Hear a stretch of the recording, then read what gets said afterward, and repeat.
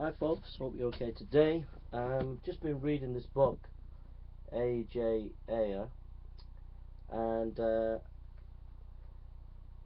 page 210 it talks about this philosopher, British philosopher, um, and it talks about his department and how he conducted himself in philosophical discussion and debate. And I just want to read from page 210. As Ayer's department grew, it moved from site to site before in the mid-1950s finally settling in 19 Gordon Square, a tall, elegant Georgian house of just the type Ayer liked. Ayer's capacious white-walled smoke-filled office with an outsized couch doubled as the department's seminar room.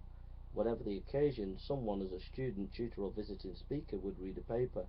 Richard Wollheim has described the scene. Here's the scene. Freddie would sit behind his desk, tipping his chair back with his silver cigarette case in front of him, helping himself to it at regular intervals, pausing between cigarettes only to comb his hair with his fingers or to adjust the knot of his tie or to straighten the silk folds as they fell over his shirt. The paper would end and Freddie's chair would fall forward. He frowned. He took another pull on his cigarette or twiddled his watch chain. Then he began. He simply was clear, precise, in faultless sentences, touching on every point made or not quite made. Sometimes he would stop himself in mid-flight. No, that's not quite right, because you could get out of it by saying, etc.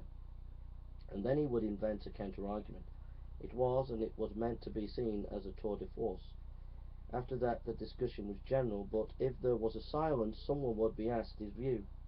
The rules of engagement were always the same. No position, this is the point, no position was to be considered better than the arguments presented in its favour. No argument was to be considered better than the weakest link in the form in which it was presented. The most implausible counter-example was a deadly, festering threat. Now, what I like about that is it seems to me that this philosopher was really he was doing what I think every academic should do and every scholar should do. When you're in discussion and debate, you are to what I would call, in quotes, engage. I remember when I was at theological seminary and I was arguing with quite a lot of students, and they weren't liking me because I was evangelical, and I was in evangelical seminary, but it had turned liberal. And there was a young student there who was who got a triple. I mean, this guy. I mean, I won't name his name. He's a top academic now. He's got his PhD. He's organising a theological conference where the last Archbishop of Canterbury, Rowan Williams, is lecturing. So I mean, my friend is probably one of the top academics in theology now. He's organising a massive conference with top theologians like Rowan Williams and stuff like that. But before he became a top theologian, um, he saw me being isolated by these students who didn't like evangelicalism. And he said, "Is there any way I can help you?" I said, "Well, engage."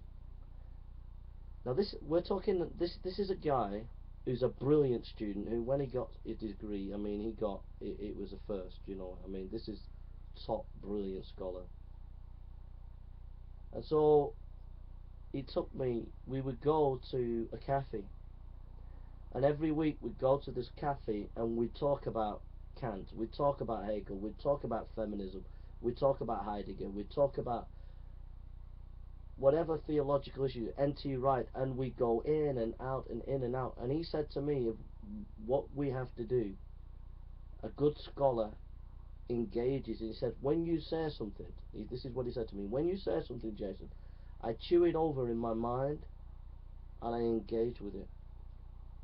And I've never forgot that lesson. That a true academic, a true scholar, will always take the opposing position and chew it over in their mind and truly look at it from that person's perspective and look at the ins and outs of the position and then say something in response.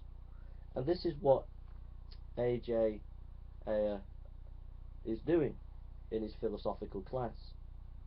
He's doing that. The art of debate, the art of discussion, when you're discussing or in debate with an opponent, is to chew over the other person's position. Now, I've had debates with atheists, for example, DPR Jones, an atheist. The reason why I had a debate with that is the guy was arrogant and he needed a lesson teaching. So I was not going to engage with him. I was there just to make sure that he learnt the lesson that he shouldn't be, he shouldn't treat people as if he's clever and everybody else isn't. But if you go and look at my debate and discussion with the global atheism, or the global atheist, on pragmatism, if you go and see my discussion with John Mott Dropout on Lollard Preachers, where we talk about Kant, you will see me engage. You will see me engage when I'm trying to understand Kant and I'm trying to understand the person who I'm talking to. And that's what it's all about. If you can't engage with people, if you can't chew over what they're saying and then respond, then you're not a true academic. Alright? Thank you. Take care.